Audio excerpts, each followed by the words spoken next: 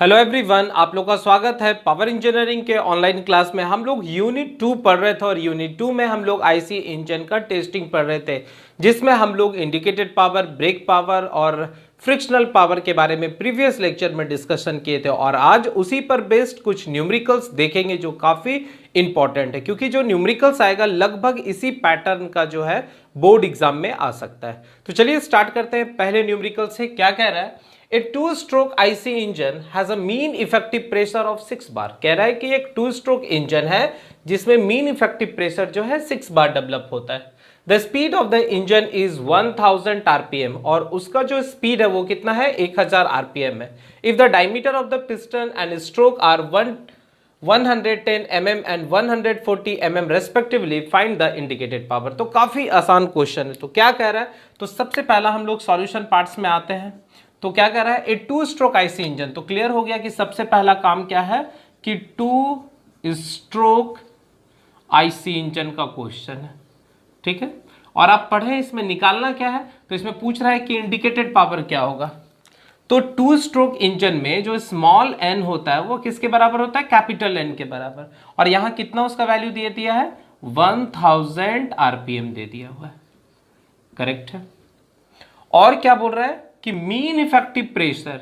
Mean effective pressure क्या होता है? एक थ्योरेटिकल प्रेशर होता है, एक एवरेज प्रेशर होता है, क्योंकि पिस्टन जो सिलेंडर है उसमें प्रेशर कंटिन्यूसली चेंज करता है। तो हम एक एवरेज प्रेशर मान लेते हैं, that pressure is called the mean effective pressure. तो मीन इफेक्टिव प्रेशर कितना दे दिया है? 6 बार दे दिया है। बस याद रखना है, बार है तो बार में ही रहने देना है। और क्या दिया हुआ है? तो इसका डायमीटर दे दिया हुआ है सिलेंडर का या इंजन का, पिस्टन का कितना दे दिया हुआ है? 110 mm दिया हुआ है, ठीक है। तो यहां से याद रखना है कि आप इसको मीटर में कन्वर्ट कर दीजिए, तो 1000 से भागा देंगे तो 0.11 मीटर हो जाएगा। कोई कंफ्यूजन नहीं। चलिए, अब लेंथ कितना दे दिया है? 140 mm दे दिया है। तो यहां से इसका वैल्यू कितना हो जाएगा? 0.14 मीटर हो गया। और कभी भी जब डायमीटर दिया हुआ है तो फटाफट क्या करेंगे? एरिया निकालेंगे। तो क्या हो जाएगा? π/4 और d स्क्वायर। तो यहां से आप कैलकुलेटर के मदद से आप आसानी से जो है एरिया निकाल सकते हैं। ये हो जाएगा 10⁻², और यूनिट जरूर लिखेंगे तो मीटर स्क्वायर। कोई कंफ्यूजन नहीं। और क्या दिया हुआ है? तो पूछ रहा है इंडिकेटेड पावर क्या होगा, करेक्ट है। तो हम लोग क्या जानते हैं? हम लोग जानते हैं कि इंडिकेटेड पावर को हम लोग क्या चीज से रिप्रेजेंट करते हैं? आईपी से रिप्रेजेंट करते हैं। और होता क्या है?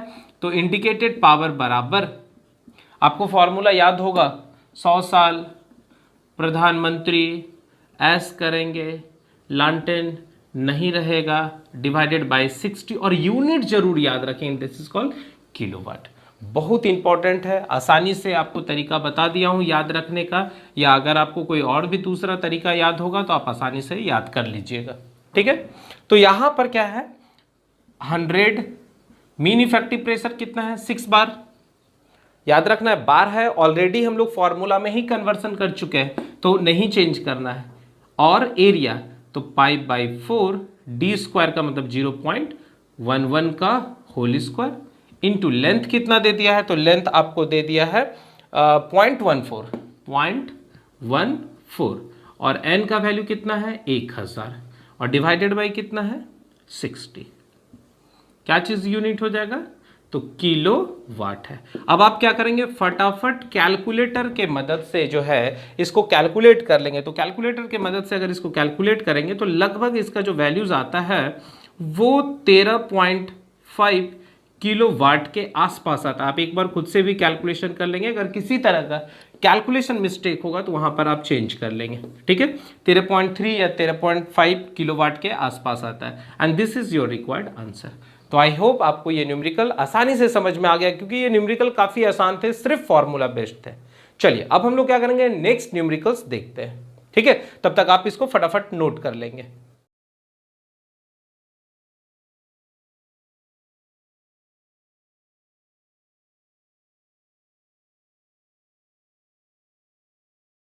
चलिए, अब हम लोग नेक्स्ट क्वेश्चन में आ जाते हैं। नेक्स्ट क्वेश्चन क्या कर रहा है? A two stroke 2 cylinder IC engine develop the indicated power 18 kilowatt at 900 rpm if the mean effective pressure is 550 kilonewton per meter square, calculate the dimension of the cylinder. Dimension of the cylinder का मतलब है कि cylinder का diameter क्या होगा, उसका जो length है वो कितना होगा। Assume the ratio of stroke to the diameter as 2। काफी इंपॉर्टेंट क्वेश्चन है, बड़ा अच्छे से समझेंगे क्या कह रहा है। ए टू स्ट्रोक, तो सबसे पहला सॉल्यूशन पार्ट्स में हम लोग आते हैं। टू स्ट्रोक इंजन है तो small n is equal to capital N, है ना। और यहां पर आरपीएम दे दिया है क्वेश्चन में 900 आरपीएम। और क्या कर रहा है कि टू स्ट्रोक इंजन है और 2 सिलेंडर है, इसका मतलब K का वैल्यू दे दिया है 2। This is called number of cylinder. इससे पहले वाले क्वेश्चन में कुछ नहीं दिया था तो हम लोग वहां पर सिलेंडर कितना मान लेंगे, 1 मान लेंगे। अगर क्वेश्चन में नहीं दिया है तो एक ही सिलेंडर होगा, अगर दिया है तो जरूर मेंशन करेगा। तो a two stroke engine has 2 cylinder, correct है। डेवलप द इंडिकेटेड पावर, यहां पर इंडिकेटेड पावर कितना डेवलप हो रहा है, तो 18 किलो वाट डेवलप हो रहा है। ठीक है, इंडिकेटेड पावर कितना डेवलप हो गया, 18 किलो वाट हो गया। और क्या कह रहा है कि if the mean effective pressure कितना दे दिया है, तो 550 kilo Newton per metre square. थोड़ा सा टेंशन यहां हो गया क्योंकि आपको जो फॉर्मूला हम लोग पढ़ाएं वो डायरेक्ट बार के रिस्पेक्ट में, तो हम लोग क्या करेंगे, इसको कन्वर्सन करेंगे। कैसे करेंगे, तो ये देखिए 550 और किलो को चेंज कर देंगे तो 10 to the power 3 newton per metre square.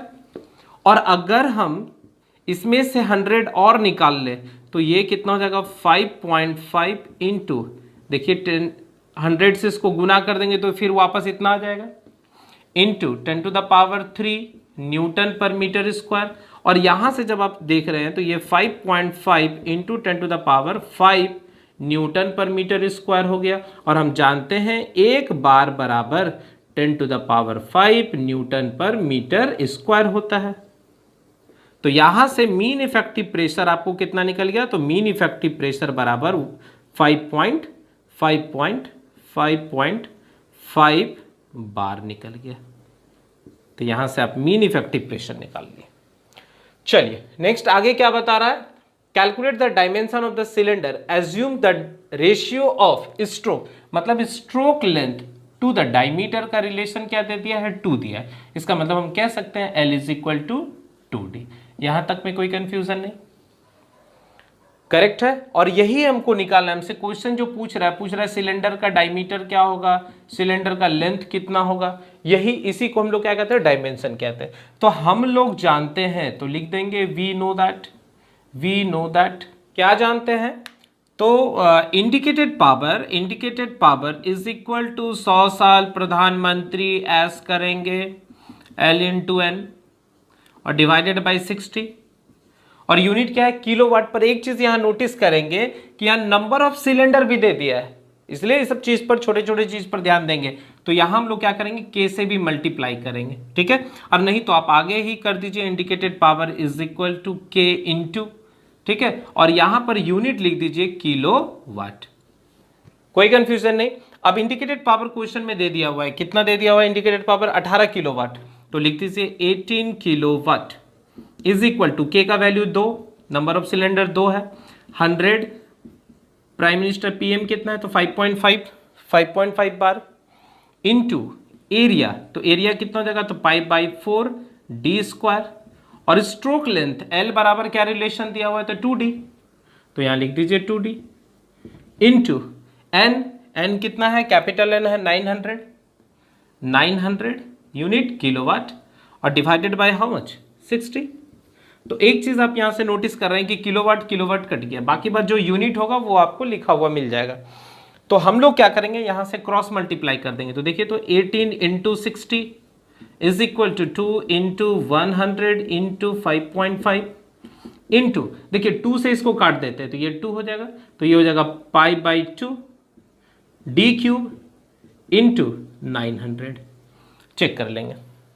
अब हम लोग क्या करेंगे, कैलकुलेटर की मदद से इसको सॉल्व कर लेते हैं। तो फटाफट जो है कैलकुलेटर आप यूज कीजिए और वहां से आप क्या कीजिए, सॉल्व कर लीजिए। तो कैसे करेंगे, 18 इंटू 60, देखिए ये वाला पार्ट, और ये 2 यहाँ चला जाएगा 2 और डिवाइडेड बाई, अब ये सारा पोर्शन नीचे आ जाएगा, तो 2 into 100 into 5.5 into pi into 900 और ये हो जाएगा d का पावर क्यूब। अब आप इसको कैलकुलेटर के मदद से फटाफट सॉल्व कर लीजिए। चलिए, तो कैलकुलेटर के मदद से हम लोग इसको सॉल्व कर लेते हैं।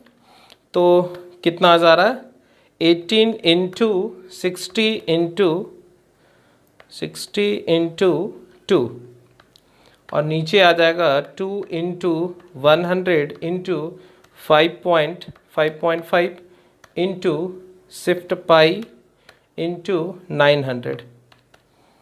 तो कुछ वैल्यूज़ आ रहा है इसका 6.9449 इंटू 10 टू द पावर -4, क्या चीज़ में, मीटर क्यूब में आ रहा होगा, डी क्यूब।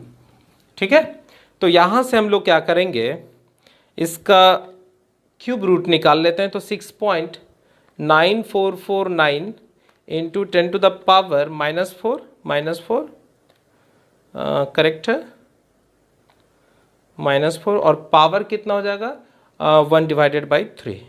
ओके, तो यहाँ से जो वैल्यूज़ आ रहा है डायमीटर, वो आ रहा है 0.0885, क्या चीज़ में, मीटर में। अब इसको आप 1000 से मल्टीप्लाई कर दीजिए तो mm में वैल्यूज़ आ रहा है, डायमीटर कितना आ जा रहा है 88.556 mm and this is your required answer. ठीक है, और लेंथ कितना हो जाएगा, तो 2d, तो 2 से इसको मल्टीप्लाई कर देते हैं तो ये हो गया 177.11 mm। ये स्ट्रोक लेंथ निकल गया, ये दूसरा आंसर। तो आई होप आपको ये न्यूमेरिकल्स अच्छे से समझ में आ चुका होगा। इसको फटाफट अपने कॉपी में नोट करेंगे। अब हम लोग दूसरे न्यूमेरिकल्स की ओर चलते हैं। ठीक है, चलिए।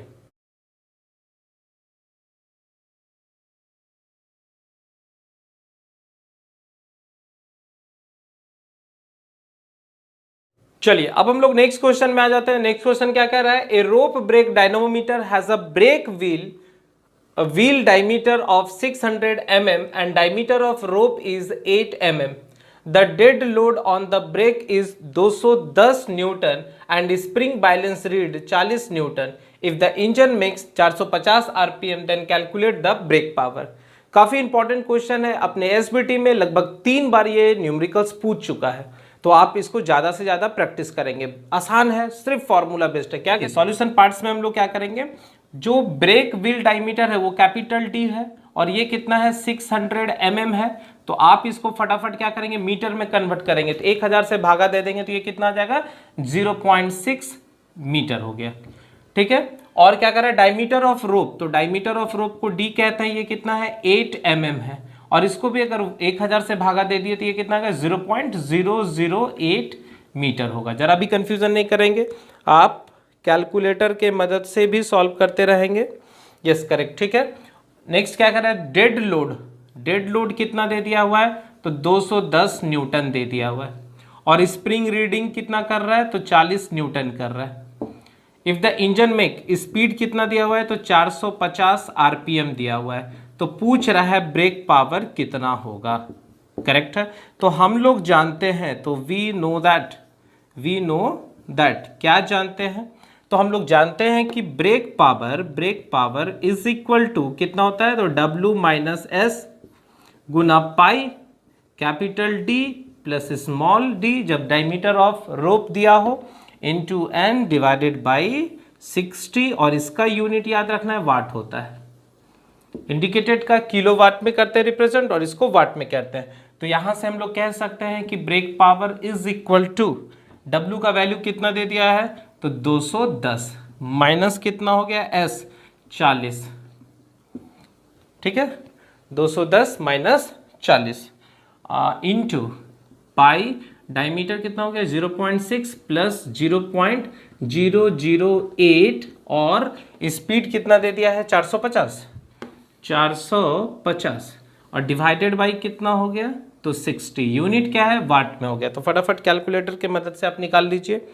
तो 210 माइनस 40 करेक्ट है, 170 हो गया गुना शिफ्ट पाई मल्टीप्लाई 0.6 प्लस 0.008 और मल्टीप्लाई 450 ठीक है, और डिवाइडेड बाय 60। तो यहाँ से जो वैल्यूज़ आ रहा है वो ब्रेक पावर लगभग आ रहा है आपका 2435.36 क्या चीज़ में, वाट में। आप इसको कन्वर्ट करके क्या लिख देंगे, किलोवाट में कितना हो जाएगा, तो 2435 kilowatt, and this is your required answer. तो आई होप आपको ये न्यूमेरिकल्स आसानी से समझ में आ रहा होगा। अब ज़्यादा से ज़्यादा न्यूमेरिकल्स का प्रैक्टिस जो है अपने टेक्स्ट बुक के एग्जाम्पल एक्सरसाइज से करेंगे, और फिर हम लोग जब आपको इफिशियंसी पढ़ाएंगे जिसमें आपको mechanical efficiency, thermal efficiency, thermal indicated thermal efficiency, brake thermal efficiency, वहां पर जब बताऊंगा तो वहां और ज़्यादा न्यूमेरिकल्स को डील करेंगे। ठीक है, तब तक आप लोग मन लगा के पढ़ते रहिए। Okay, thank you.